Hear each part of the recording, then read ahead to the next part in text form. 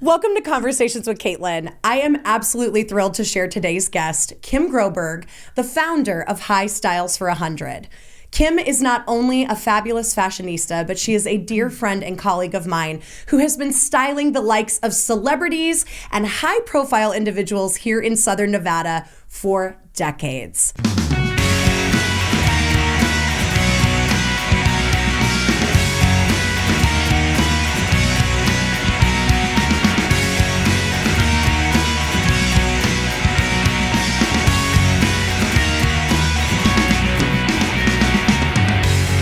Kim, welcome to Conversations with Caitlin. Thank you, Caitlin. I'm so honored to be here. This is just such a thrill. My first podcast, and I'm truly honored to be here. So thank you. The first of many. And I am actually wearing a very fabulously styled outfit by Kim herself. I said I cannot do this show with you looking disheveled or looking not fabulous and styled by you. So, and we had so much fun too, right? We did. We had a little jaunt around TJ Maxx. If anyone knows me and anyone knows Kim, this woman can literally make anyone look like $1 million with $100. So there you go, the little plug for her company, which she's going to tell us a little bit about later.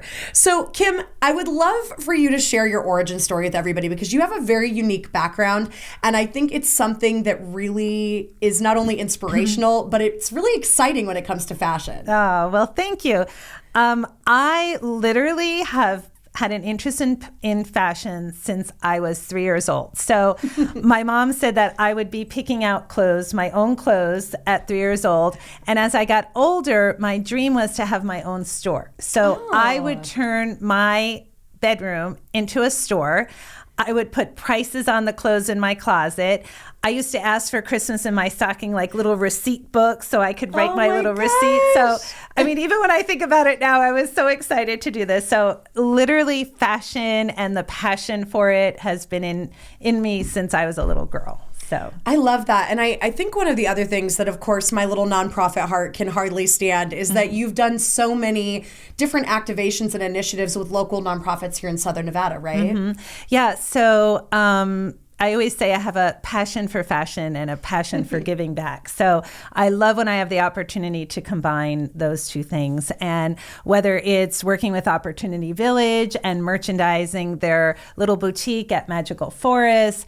When I was on the board of Dress for Success, I used to do our big Shop for Success event. And so I love in everything that I do being able to have everything full circle. So whether I'm doing something philanthropic or whether I'm doing something with my business or I'm at the Faith Lutheran Thrift Store doing pop-up shops for them, everything is all full circle and all ties back to fashion and giving back. And I love what you're saying when you're saying all-encompassing. I think for our listeners, it's really important to understand, and you've really kind of given me an education, even when we're just out shopping together, the way things are displayed can actually totally impact our view on a clothing piece, right? Oh, absolutely. So when I think back, so my background is essentially in luxury, and that kind of came out of my background being in human resources. So that's where I really started my career, was in HR. And I one Christmas decided I wanted to go and work like a holiday job. So I chose Neiman Marcus and I went and I was at the scarf counter selling beautiful Hermes scarves. And at the end of the season, they said, do you want to come and work for us in HR? Because they knew I had an HR background. Wow. And that was it. I never left luxury again and actually moved then to the business side some years later. But it's so true, Caitlin, when it comes to merchandising.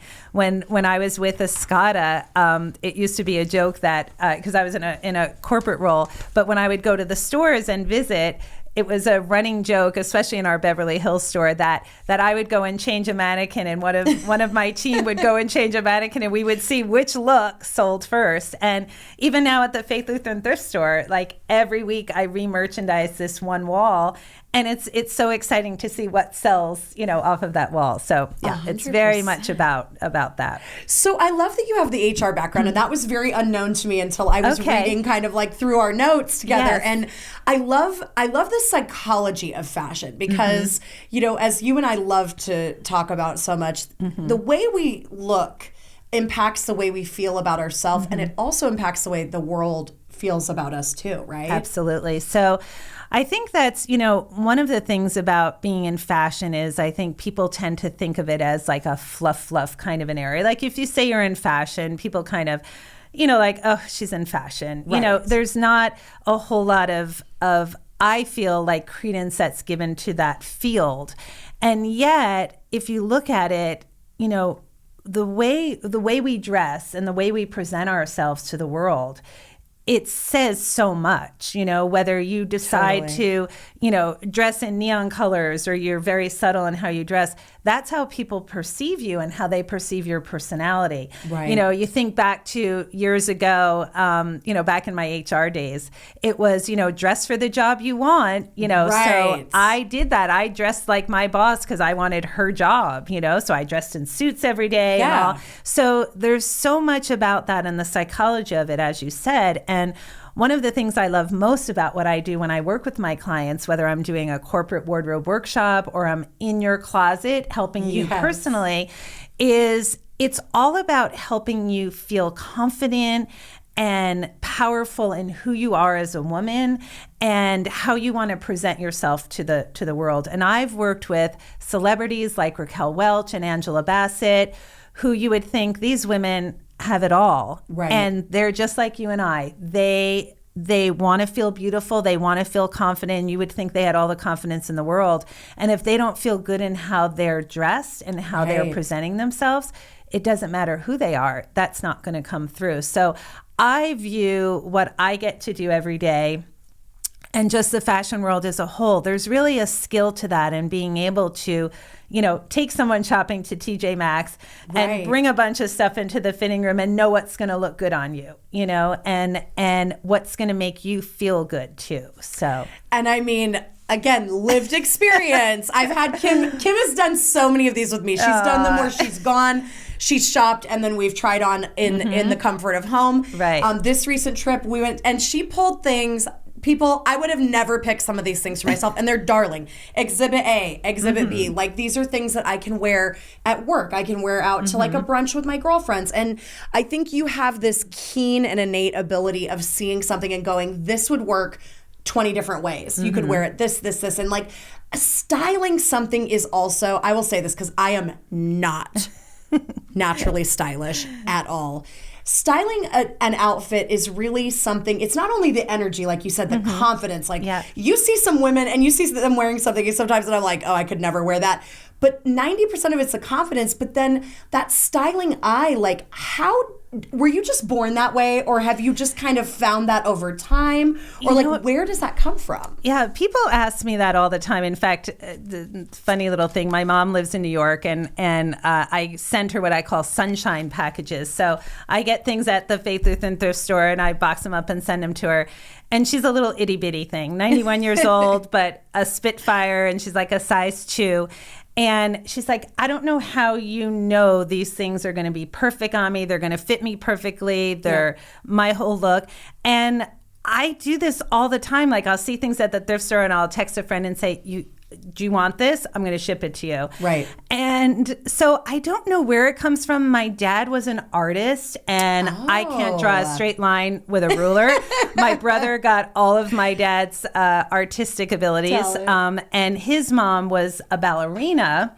So I feel like I got her because I was a dancer. Right. And so I feel like I got that from her. But I always feel like that my dad, bless his heart, that I got my whole style and my ability to look at how an outfit can be put together, or how I merchandise the floor, or even when I'm at Opportunity Village and I'm merchandising the Magical Forest store. Yeah. I don't know. It's just something that I think is just in me. And I don't know that you can even teach it, and I've certainly had fashion courses, and I've learned from merchandisers at all these luxury brands that I've been at and what they do. But it's just something I think, that's just an innate ability in me that is just there. It's your magic. It's the magic piece of you. It is. It's amazing. And I think, when we first met, we actually, highlight reel, I actually met Kim without realizing it far longer before I actually met her and then got to be like, I want you in my life forever. I will never forget. I mean, I literally was telling you this the other day. We were at Junior League of Las Vegas. I was just like joining. We were both in like what they call a provisional class, right? And any of my sorority girls, like, this makes total sense to you. And I remember I did not know Kim, and I did not become friends or colleagues or anything with her till many years later. Probably, I would say 5 years later. Right. But she walked in to this meeting. It was like the holiday time. She had this super cute, edgy, like, haircut. She had a fur jacket, this like beautiful skirt, and these high heels. And I remember looking at you and being like, that is the most fashionable woman I've ever seen in my entire life. Now, of course, fast forward years later, we meet through a friend, of course, in the nonprofit work as we do. And of knowing what I know now, I laugh and I smile thinking back to that. I'm like, who would have known that I would literally get to call you my friend years later? I know, and I love when Caitlin told me that story because I had no idea. So it's like the little fun things, you know? Right. Now, high style for 100. I really want to dig in because there's a lot going on with this. So a lot. Tell everybody a little bit about what you do, how that came to be, and like what that really looks like in the day to day. Okay. So, it's quite an interesting story. So, as I said, my background is in luxury retail. I started in HR. I was, the way my whole career kind of transitioned over to fashion from HR was I was working for Escada. I was the HR person. It was a brand new role. Where I was responsible for HR for all of our full price stores and all of our outlet stores. So we had 18 full price stores and 11 outlet stores from New York to Hawaii. Wow. And I was the HR person responsible for going out to the stores, making sure the employees were happy, that they were trained, handle any employee relation issues. So literally day one, I was on a plane. I had to go to a store and fire a manager. That was day one of my job. The worst.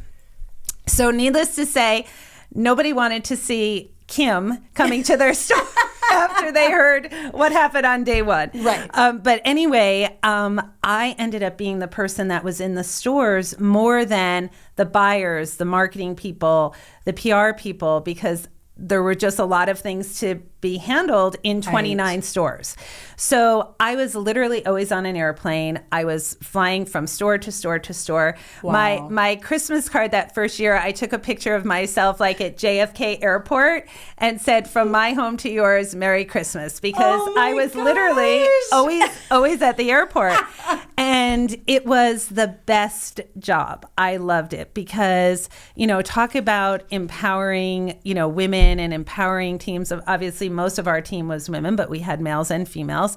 But I became the person that the stores could really rely on and trust, not only for HR issues, but I became the eyes and ears back to corporate of everything going on.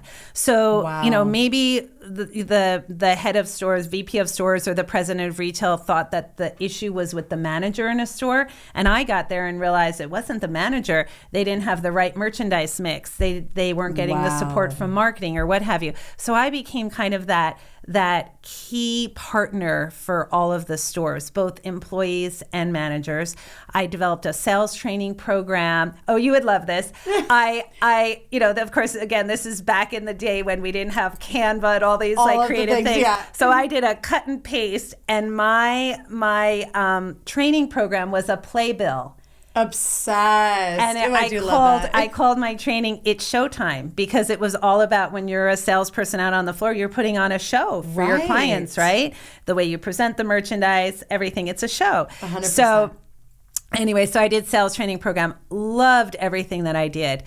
Because I was spending so much time in the stores, the VP of stores and the president of retail asked me to move to the business side, because I was coming back with reports telling them we've got issues with marketing, the buy isn't what they need here. Right. And so I was delving into the whole business side as much as I was HR, because it was all interrelated. Absolutely. And having never run a store in my life, all of a sudden I was made East Coast Regional Director of Stores, and a year later, the Director of Stores.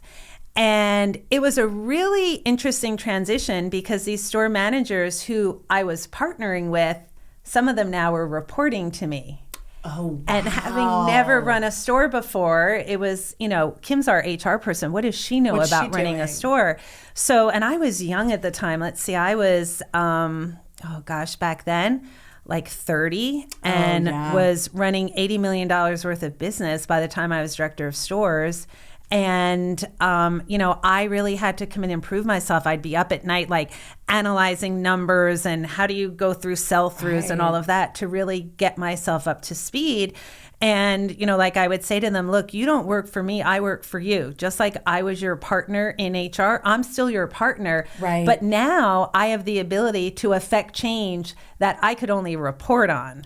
But now I can actually make it happen for you. So it was the best job of my whole career. I absolutely loved it. Well, and I think like that dynamic, right, of the business, fashion is a huge industry and business. Yes. But I think, mixing that with, again, like that psychology of like, what do eyes go to? What is a hot seller? And you being able to be that liaison and advocate for the team. I mean, that is invaluable. And I'm sure, I don't know about you, but I have worked a couple of the Christmases. I'm like, why am I saying this to you, Kim? I'm like, you've worked every Christmas probably. Like, yes, working every in Christmas. those stores, like it's a grind. And I think when you don't have that support, like what a gift you were to those people, to really be able to be like, hey guys, you need more of this item? Great, let's get that on. Right. Oh, this isn't working and selling. Let's pull this and let's move it. Yeah. The morale, the boost that does, just like I even felt it in myself. I was like, wow, like that really would make a difference. Yeah, no, I loved it.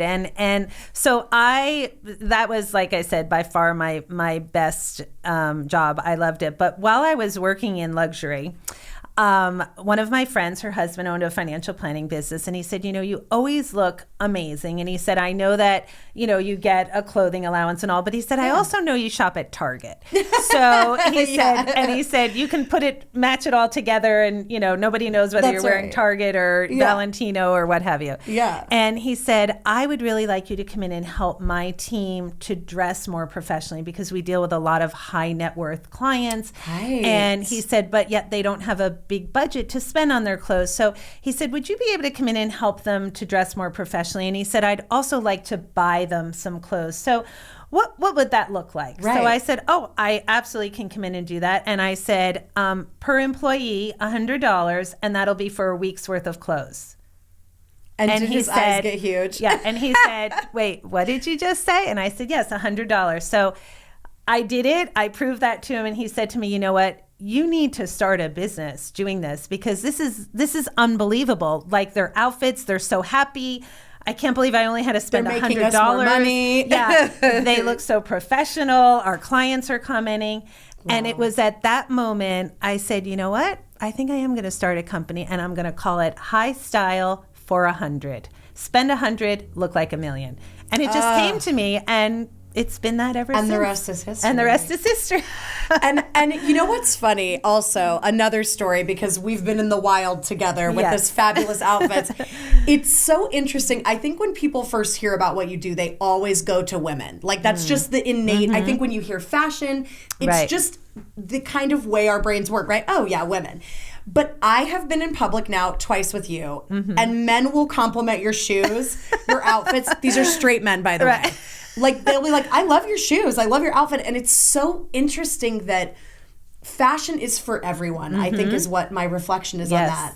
And fashion can change the way we relate to people. It could be a conversation piece. It could be, something that really warms them up to you. I mean, being in philanthropy and nonprofit, it's sales, right? Yes. I'm selling a good feeling in your heart. Right. So if I don't look put together and I don't give it my best shot, that could affect, a donor's ability to see, oh, I trust this person. Oh, look, they're put together. Okay. Right. We'd like to give them some cash. Yeah. Oh, it's absolutely, one of the things you learn, right, when you're going through, college and then you start interviewing, it's like, make sure you go and present yourself well at the interview because it's just no matter whether you agree with it or not, it's a person's perception of you is, they make that perception of you in what, 5 seconds? Yeah. And it's going to be based on how you present yourself and how you're dressed. And how you look. Right. Absolutely. And how do you look put together? And, oh, look at that amazing necklace she has on, that added piece that you know, yeah. So it absolutely, and to your point about men, when I go and do corporate wardrobe workshops, you know, oftentimes there's men that are part of it. Some of the companies choose to, you know, do everyone together. Others might just have, you know, women or what have you. But it's always interesting to me, the questions that the men will ask. And when I do these corporate wardrobe workshops, because again, I like to tie everything together. Yeah. The thrift store allows me to give $20 coupons out at these workshops that I go and do. I love it. And it's always my favorite when the guys actually come in with their coupon and spend, and then sometimes they'll come in when I'm there, which is even better. So and cute. They'll come over and say, now, I know when you spoke about XYZ, I thought that this really fit that. Is this a good outfit for me? And I just love that. So to your point, the men are as interested and want to look fabulous and feel fabulous Absolutely. too. And we tend to not always, you know, give them the fair share of the knowledge of that, but they absolutely do. So. And we've seen that, right? Like all the styling shows, What Not to Wear used to be one of my staple shows. Queer Eye, yeah, for that's sure. the new one. Yeah. A dear friend of mine actually was on that show here for Vegas, and he's done some really beautiful like interviews and pieces about like what that process was like. But it's so amazing because fashion really can change the world. It can change people. For the better. And so I'm dying to know, you know, you do work with a lot of women, so we can't forget them too. We love our men, but we've got our women too. So what is that big lesson that you've learned in not only being an entrepreneur and doing this full time, but what have these clients taught you? Because I feel like every time you do this, you probably are even learning something new with just the way people are receiving, you know, what the great like gift you're giving them. Right. So absolutely, I leave with as much that I've learned as hopefully I've instilled in them. But I think the biggest thing, like I talked about earlier, is that people tend to view fashion as not very serious, you know. And if you talk about you're in the fashion field, it doesn't have that same feel as if someone's talking about that they're in, you know, an industry where you can put like more tangible, you know. Look at it in a more tangible way. So for me, it's looking at it that, you know, there really is like knowing your worth, you know, like oftentimes my husband says to me, you know, you give everything away. And I said, it's because I love what I do, you know? So it's, I think, knowing your worth and knowing what you provide, that skill that you provide. And there's nothing more telling of that than when I'm in someone's closet. And I had a client, very, very prominent executive in the gaming industry here that I was fortunate to work with. And she brought me in because she said, you know what, I just don't feel confident in how I present myself. And I'm going out and I'm, you know, interviewing for board positions. And I don't feel like I'm presenting myself in the best way. Right. And I looked at her thinking, how could that be? You know, she's this amazing, brilliant, very smart, very well educated, you know, in these amazing gaming roles, interviewing for these board positions. How could she not feel confident going in, right. you know? And by the time so we go, and every client I meet with, it's a very individualized experience. I don't have a template where I come in and this is what we're going to do. It's we talk first. I found out specifically what your goals are because everyone's goal is different. Right. Even when I do the wardrobe workshops for corporations, everyone is specific to that company. And so she had some very specific goals. She had a woman that she worked with that she aspired to dress like her. Love and present herself like her. Inspiration, right. And again, here I'm thinking, who could inspire her? She's so amazing as she is. And she wanted to be able to have a wardrobe that, because her family does a lot of traveling and a lot of camping. And so she said, you know, I'm in sneakers and like running shorts and a lot of time, but I also want to have outfits that, you know, are nicer and more put together and so forth. So, and she was going on a trip. She was going to be gone for like 2 months over a summer. And she's like, I need to combine a wedding, a work conference, camping, like all of these things. Wow. Yeah. So we had some very specific things to do. The best part of the whole experience of working with her was the day, and I'm going to get emotional because it was just like the best like text message I could ever get. It was kind of the transition from COVID, going back to work and so forth. So everybody wasn't in the office all the time still. Right. And she went back to work, and in one of her outfits that we had styled, of which was styled from what was already in her closet. Love. We added a couple of things, but most of what was already in her closet, we were just reworking it. She went into work, and that woman that she was so inspired by looked at her and said, "I love your outfit. You look amazing today." Wow. That made her whole year. Exactly. And then she was in the grocery store, and one of the cashiers who she sees all the time said, "Wow, look at you. I love what you have on today." So she said people were starting to notice, but the best part was the woman she aspired to be noticed her and told her she looked fabulous. So that's when you sit back and say, you know what I do, my job is done here. Yes, You're exactly. You're the fairy godmother of the closet. And that's just what I said to her. I said, my work is done. Yeah. So see? It's that iconic moment in Devil Wears Prada, right? That is one of my all-time favorite movies. Oh yeah, I've seen that 100 times, right? At least. It's so good. Like, no matter if you're like frumpy, if you're stylish, it doesn't matter. It doesn't matter. You watch that, and I will never forget that scene when Anne Hathaway's character walks back in, and Stanley Tucci has styled her, and honey, no one could tell her anything. Exactly. I laugh because like all of us women have that outfit in our closet, or like have that moment, and it's also so neat, I think, as women or men, honestly, for that matter. Now that I've seen you in action with these guys, like, I love your shoes, I love your outfit. It's so nice to be told that you look nice, and it does do this amazing like elevation of like feel just so amazing, you know? And what I also love about you is it's about dressing the body you have. You're we're not trying to get aspirational about what we want. That's great. Right. But like dress for what you look like now, and make yourself feel good. I mean, it's so much. So, all right, on this note, because you opened the door wide open, this woman had a woman that she admired. Yeah. I am dying to know, who is a woman that you really admire and why? Okay, well, it goes without saying, I have to start with my mom, because at 91 years old, she lost my dad it'll be 7 years. That was the first and only man she had ever been with. Aww. And so, I mean, they were literally life partners. And she started playing golf. The past 2 years, she won the tournament at her golf club. Okay, starting to play golf at 86 years old. I mean, it doesn't get any more inspiring than that. My best friend, Kendra, is... again, I'm going to get emotional because she's literally like my sister. She might as well be my soul sister. But just talk about an amazing entrepreneur. You know, she's bright. She just knows everything about everything, but has the kindest heart. You know, like you look at her and you think, wow, this woman's got it all. She's got it all, but she's also got the kindest heart.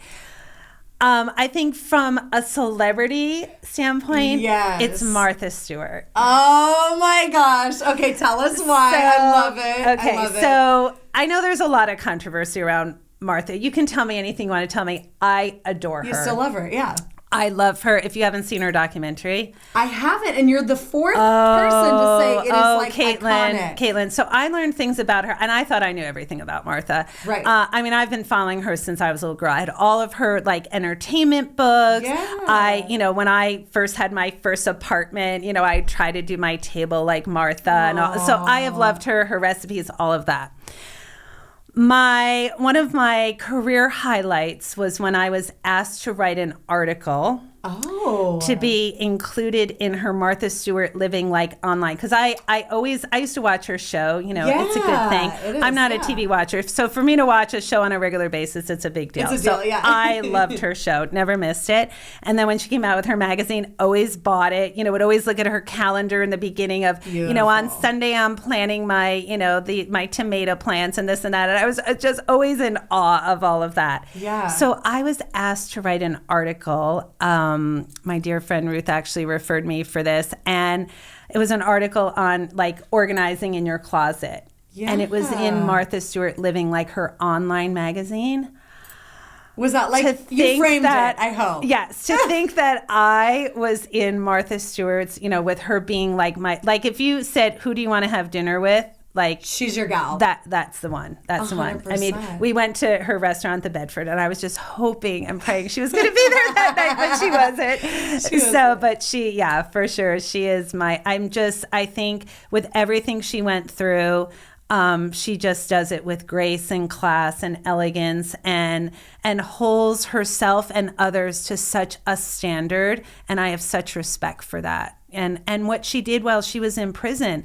I mean, the women that talk about affecting and impacting other women. Yep. She took that as an opportunity to have such an impact on these women who talk about like, it was unbelievable what they learned from her and what she shared, and you know, and other people who would have never done that and thought that they were above that. So I have tremendous respect and I just adore her. From what I can gather, and this is like really good what you're telling me now, I'm going to go watch it. It's on my list whenever we have a free moment, right? But she was a social disruptor as a woman, and what I love what you shared about the prison piece, right? Because everybody's, it's like, ooh, taboo. But she didn't lay down and die. When that happened, she said, okay, right, I'm going to take these lemons today and I'm going to make the best lemonade you've ever seen. And that, I got to say, that's a skill, you know, to be able to just pivot and pivot and pivot in the hard times.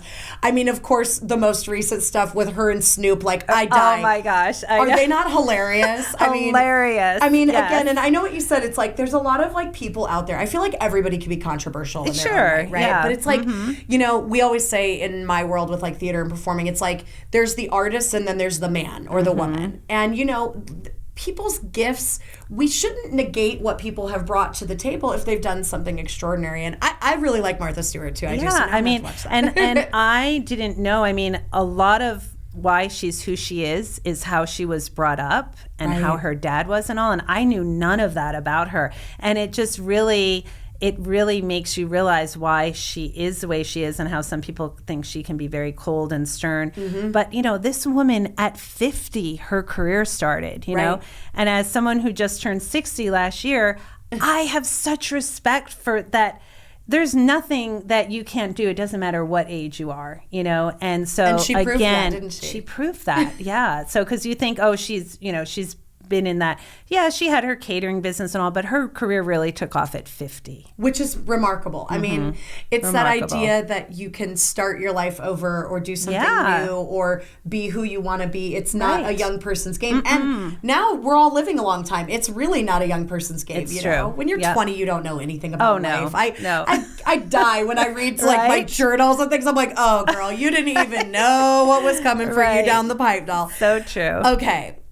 Because you open the door for celebrity. I want the gossip. I want the hot tea. Okay. Tell me a celebrity story, because I know you probably have some good ones. I do. And I don't know if you can tell us the celebrity, but I would really love a little bit of hot gossip. Okay. So probably my favorite. So when I was at Escada, you know, again, I traveled to all of the stores.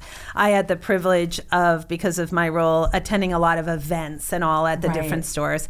And of course, with our Beverly Hills store, you know, of course, the events and the celebrities and all of that. Yeah. So at one point, I actually moved to Beverly Hills temporarily and ran the Beverly Hills store in conjunction with my director of stores role, because our director was leaving and there was just a lot of things going on. And my VP of stores said, I really need you to move there. Right. So I was like, oh, yes, I'll move to Beverly Hills if I have to. No problem. Pull my arm. So I went from New York and moved to Beverly Hills for 6 months. And it was during my time there that I got to work with and see a lot of celebrities. And so she's since passed away, and it's such a sad story, but Raquel Welch had the biggest impression on me. And so, you know, being in luxury retail, and this is one of the things I used to always tell the staff, is you can't judge a person coming into the store based on how they look. You know, here we are talking about you know, fashion and so forth. And but you really can't judge a person how they look when they come in. And it doesn't matter whether that person is kind to you or not kind to you or what have you. You have a role to treat them with respect and kindness and be there to service them as they come in, whoever it is. So Raquel came into the store one day, and I was asked to see her. They, you know, one of the salespeople came over and said, Miss Welch is here and she's asked to see the manager of the store. So we told her it would be you. So I come out and I come over to her and I said, oh, hello, Miss Welch. It's such a pleasure to meet you. And my name at the time was DeFabio. I'm Kim DeFabio. And so she said, oh, may I speak with you in private? And I thought, oh my gosh, this is, you know, of course I'm trying to maintain my composure that Raquel Welch is asking to speak to me in private. But okay. So we go in and we had this lovely little like bar area where we would serve tea or beverages and so forth. So I bring her in there. And so we sit down and she said, I asked to see you because she said, I just feel so uncomfortable when I come in the store. I just feel like no one ever wants to work with me. And she said, I don't always buy when I come in, but you know, it's this. So this was getting ready for the year 2000. So this was like November of 1999. Okay. Got it. So she said, you know, I'm launching my new wig collection at Harrods, you know, over, you know, Christmas holiday, over New Year's. And I just want to get some new outfits. And I just feel like I'm just really not treated very well when I'm here. And of course I was mortified. And I said, oh my heavens, Miss Welch, well, I'm going to work with you today. So I end up working with her. She spends a fortune. She's beautiful too. She's beautiful. And was so lovely and so kind and just a delight. And it's case in point, she just wanted to feel beautiful and be treated with respect and feel confident coming into the store, just like anybody else. And so I work with her, I help her. She buys all these fabulous outfits. We decide what she's going to wear for the launch at Harrods and so forth. So of course, all the salespeople were like, well, who's going to get that commission? I said, no one's getting that commission because nobody wanted to work with Miss Welch. It's just going into the house. So of course everybody, because she spent a lot of money. A ton of money. It was kind of the pretty woman story, right? So anyway, the best part, so we had the most wonderful experience and they're all saying, oh, she's going to be inviting you to her house for tea and everything. You're like her new best friend. 2 days later, the phone rings and they said, Kim, it's Raquel Welch. So I answered the phone and I said, oh, hello, Miss Welch. It's so good to hear from you. So she says, darling, I'm just putting together everything to leave for London. And she said, I just want to ask you, that suit that we decided I'm wearing, should I wear a necklace with that or shouldn't I? I said, you know what, Miss Welch? So of course it had fur and beautiful. It didn't need anything except her wearing it. So I said, Miss Welch, it's beautiful as is. It needs no accoutrement to it. Just wear it as is. So she said, thank you, darling. I'll speak to you when I return. I will never forget that story. And when I heard she passed away, I did a little post, you know, about her, and I will never forget that. And it just goes to show that it doesn't matter who you are, how much money you have. Everybody wants to be treated with kindness and respect and to feel beautiful and good.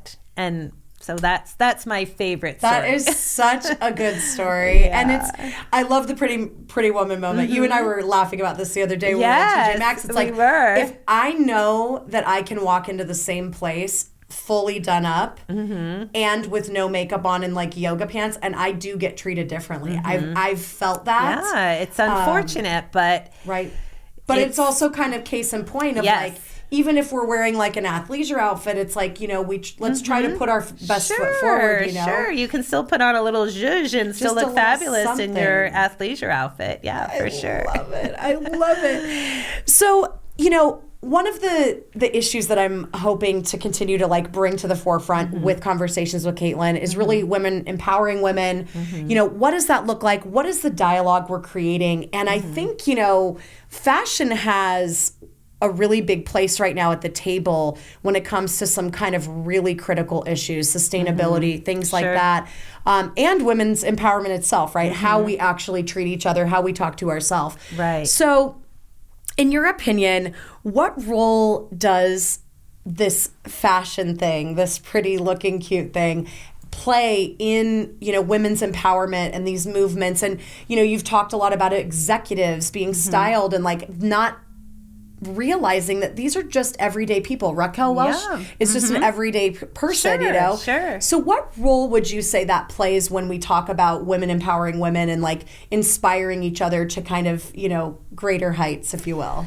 So I think that, when you talk about fashion and how it, influences, like society and community and so forth, I think about, does society influence fashion or does fashion influence society? Whoa. That's a good one. Right? Are these like deep morning coffee thoughts? Wow. These are the things that I think about at nighttime. I love that. And so when I think of it from that perspective, everybody sees, celebrities and, like the new it bag. Like you look at Instagram and everybody's showing this is the it bag. This is the bag everyone has to bag. And then everybody's knocking off that bag so that everybody can get that bag. Right. And so it typically starts with a celebrity, who's carrying a bag or wearing a sneaker or, the latest jean or what have you. And so that's instances where you have, society influencing what fashion's doing, because then designers are, whether it's the fast fashion like H&M or Zara, who are knocking off that fabulous, Fendi bag that, Hailey Bieber's wearing or what have you. Yeah. Or it's... it can happen in the reverse, and a lot of people probably don't know this, but Yves Saint Laurent was the first designer, like true designer, that took to the streets and looked at what you and I were wearing, what the general public was wearing, and used that as his inspiration versus looking from the top and taking it, down. So fashion, there's a lot of complexities that people don't think about. And whether it's, what the trends are going to be for the season or where the colors come from, like the Pantone color of the year, and then everything in fashion, interior design, and is all based on that, that color wave for the season. Right. But I think when it comes down to, women specifically, I look at the work that I did at Dress for Success, and that's like the epitome of women empowerment when it comes to fashion. The whole purpose of Dress for Success is exactly that, is to take women who are transitioning back into the workplace, who are coming out of being incarcerated or what have you, and now need to return to the workplace. And the first place they come is Dress for Success, because it takes looking beautiful to feel fabulous and to go in there and nail that interview. Right. So I think that, when we talk about empowering women and the role that, fashion plays in that, it's so much about that confidence and making women feel good and confident in how they look, because then they can go out and the sky's the limit. You know, and like you were no saying, one can tell you anything, honey. When you look good, you're like, I am the queen of the world. Right. So, when you have on that outfit that like you feel 100%, in that, you feel like $1 million wearing that outfit. Like you said, you could go out there and conquer the world. You could go out there and raise $5 billion. That's right. So that's right. In the right outfit. Yeah, in the right outfit. So, so I think that it's being women that we need to always be looking at how can we lift up other women. And like you said, just telling someone that they look fabulous. Like I see it when I'm at the thrift store. You know, if somebody comes in and they have on a great little outfit and I tell them, you can tell that they kind of stand up a little bit taller. That's right. They didn't even think they look so great today, but now they feel someone else noticed somebody else noticed. Yeah. I love it. So. Okay, now fashion trends. This just came to me as you were talking.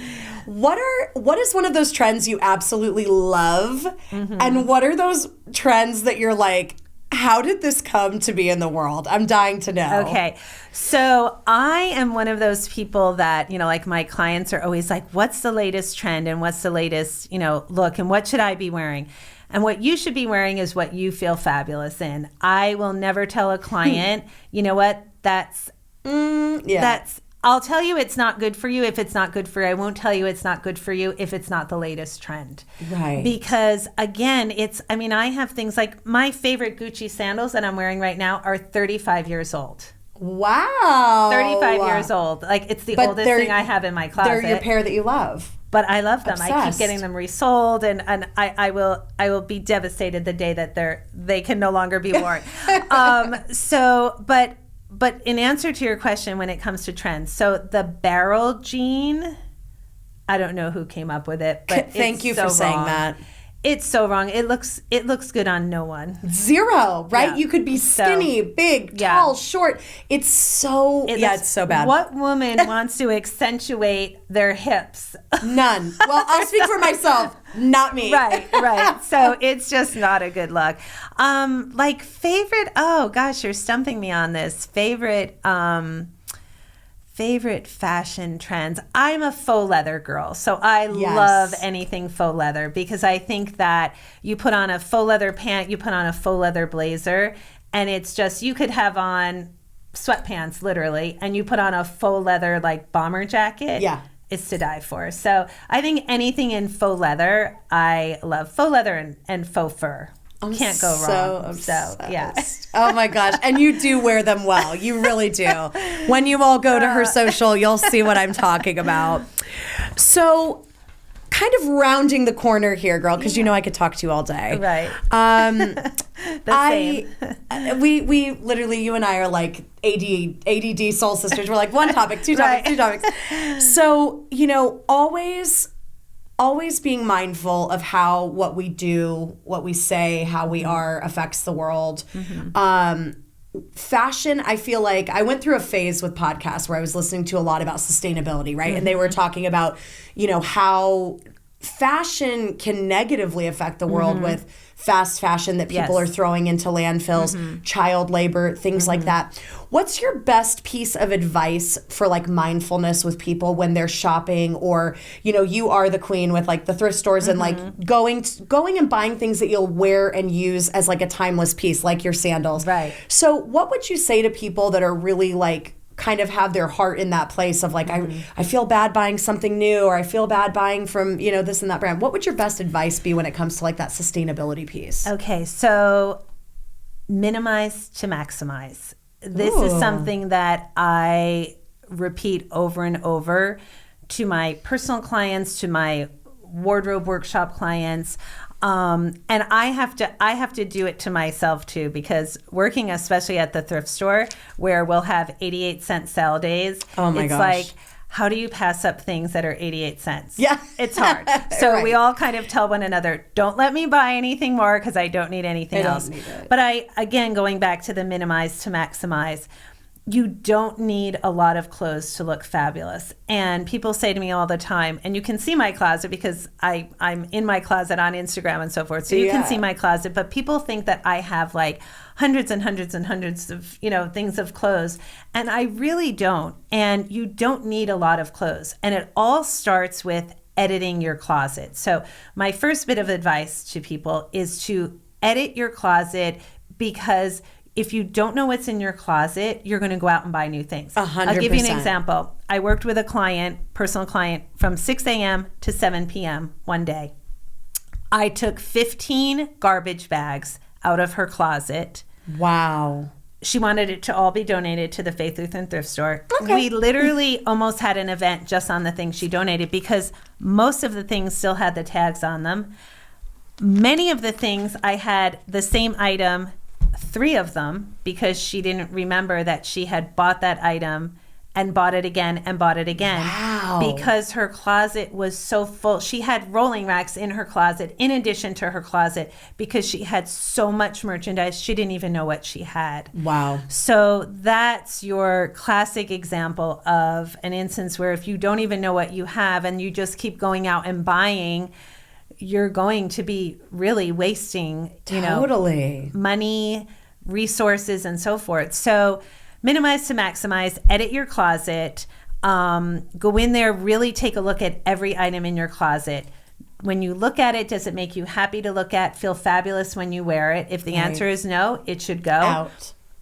Does it fit? If it doesn't, it should go.